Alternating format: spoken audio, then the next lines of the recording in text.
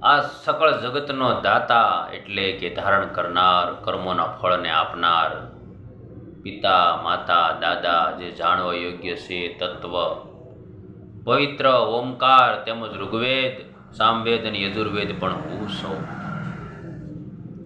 ગતિર્ભ્રતા પ્રભુ સાક્ષી નિવાસ શરણમ સૃહત્ય, પ્રભવ પ્રલય સ્થાનમ નિધાનમ બીજમવ્યમ. પરમપદ સ્વરૂપ પરમ ગતિ ભરણ પોષણ કરનાર, સૌનો સ્વામી, શુભ અશુભને જોનાર, સૌનું રહેઠાણ શરણ,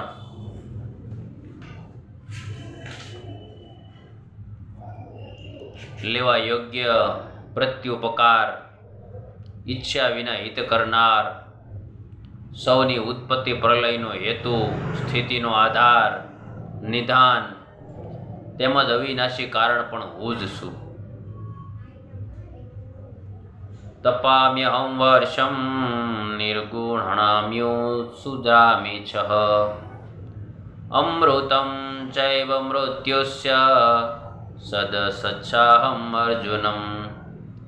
હું જ સૂર્ય રૂપે તપું છું, વર્ષાને સમુદ્ર વગેરે સ્થાનોમાંથી ખેંચું છું અને એને વરસાવું છું. હે અર્જુન, હું જ અમૃત અને મૃત્યુ સુધા સત અસત પણ હું જ છું. ત્રણેય વેદોમાં વિધાન કરાયેલા સકામ કર્મોને કરનારા, સોમરસ પીનારા, પાપ વિનાના માણસો મને યજ્ઞો દ્વારા પૂજીને સ્વર્ગની પ્રાપ્તિ ઈચ્છે છે. એ માણસો પોતાના પુણ્યોના ફળ સ્વરૂપે સ્વર્ગલોકને પામીને સ્વર્ગમાં દિવ્ય એવા દેવતાઓના ભોગને ભોગવે છે.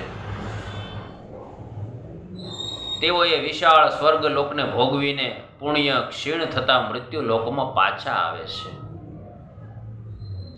આ રીતે ત્રણેય વેદોમાં કહેલા સ્વર્ગની પ્રાપ્તિના સાધનભૂત સકામ કર્મોનો આશ્રય લેનારા તેમજ ભોગોને ઈચ્છતા માણસો વારંવાર ગમન આગમનને પામે છે. એટલે કે પુણ્યના પ્રભાવે સ્વર્ગમાં જાય છે અને પુણ્ય ક્ષીણ થતા મૃત્યુ લોકમાં આવે છે. જે અનન્ય પ્રેમી ભક્તનો મુજ પરમેશ્વરને નિરંતર ચિંતન કરતા નિષ્કામ ભાવે ભજે છે, એ નિત્ય નિરંતર મારું ચિંતન કરનારા ભક્તોના યોગક્ષેમને હું પોતે વહન કરું છું. અધ્યાય 9, પાના નંબર 147 અને 22મો શ્લોક પૂર્ણ થયો.